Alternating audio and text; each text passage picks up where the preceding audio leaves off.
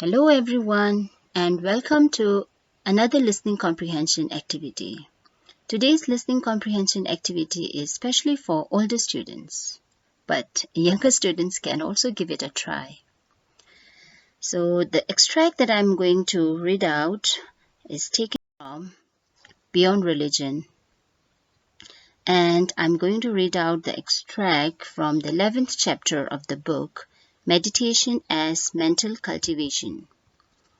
So listen carefully to the extract and fill up the worksheet. You'll get to see the worksheet little later.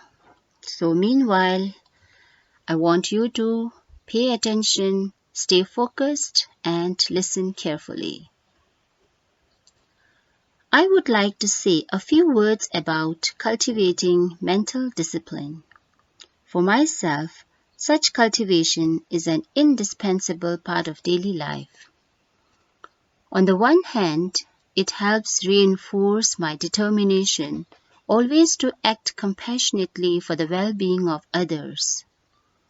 On the other, it helps me keep in check those afflictive thoughts and emotions by which we are all assailed from time to time, and to maintain a calm mind. By mental cultivation, I mean a disciplined application of mind that involves deepening our familiarity with a chosen object or theme. Here I'm thinking of the Sanskrit term bhavna, which connotes cultivation, and whose Tibetan equivalent, gom, has the connotation of familiarization. These two terms, often translated into English as meditation, refer to a whole range of mental practices, and not just, as many suppose, to simple methods of relaxation.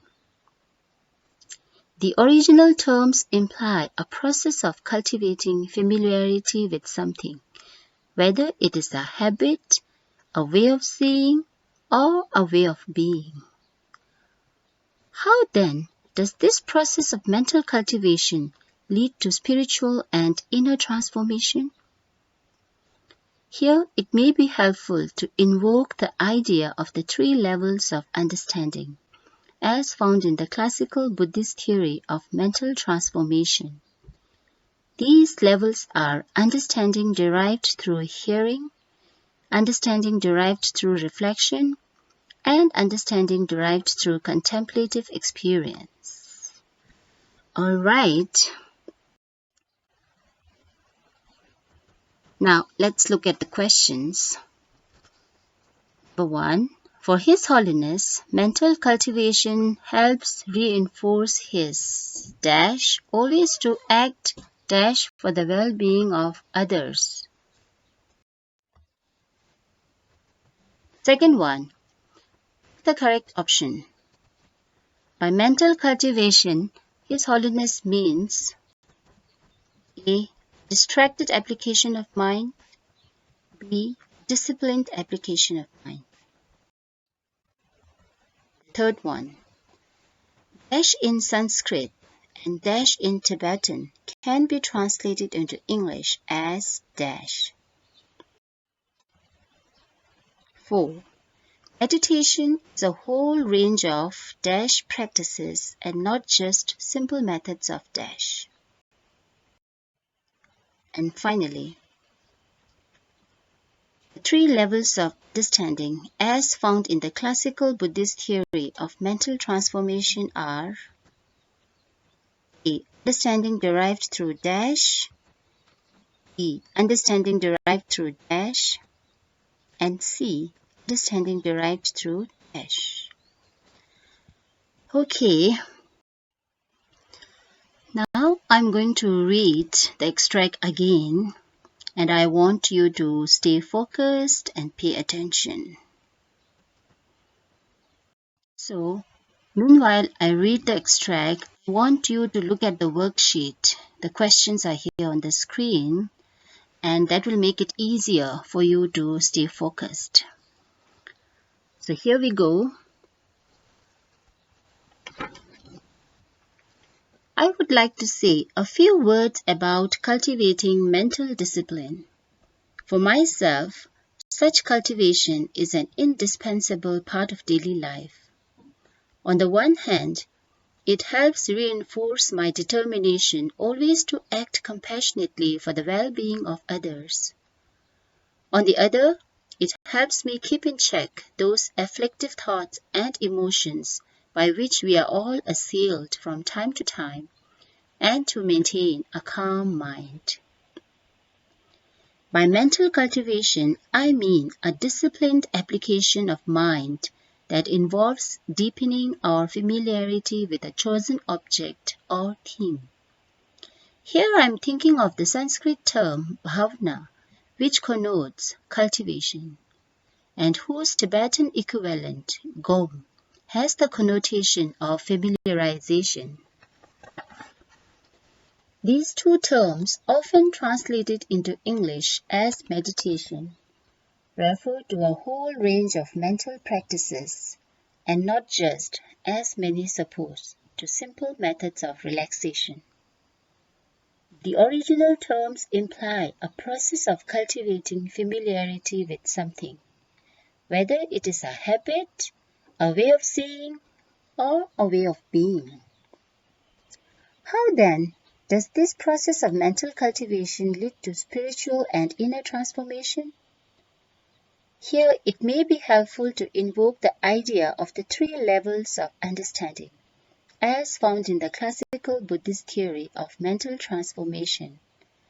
These levels are understanding derived through hearing, understanding derived through reflection, and understanding derived through contemplative experience. Okay, now let's check our answers. Okay, the first question. For His Holiness, mental cultivation helps reinforce his determination always to act compassionately for the well-being of others. And I hope you have got the answers correct. Let's look at the second question. The correct option. Mental cultivation, His Holiness means A. A distracted application of mind. B. A disciplined application of mind. And the answer is B. Disciplined application of mind.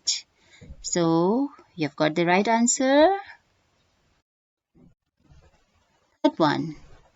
Dash in Sanskrit and dash in Tibetan can be translated into English as dash.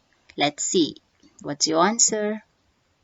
It's A is bhavna and B is gom. So, bhavna in Sanskrit and gom in Tibetan can be translated into English as, you're right, it's meditation.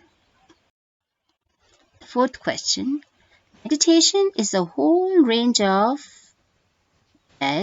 mental practices and not just simple methods of. Your answer is right, it's relaxation. Finally, last question. Three levels of understanding as found in the classical Buddhist theory of mental transformation are A. Understanding derived through, yes, your answer is right, hearing. B. Understanding derived through, you're right again, reflection. C. Understanding derived through contemplative experience. All right, good job. So I'm sure many of you have got all the answers correct.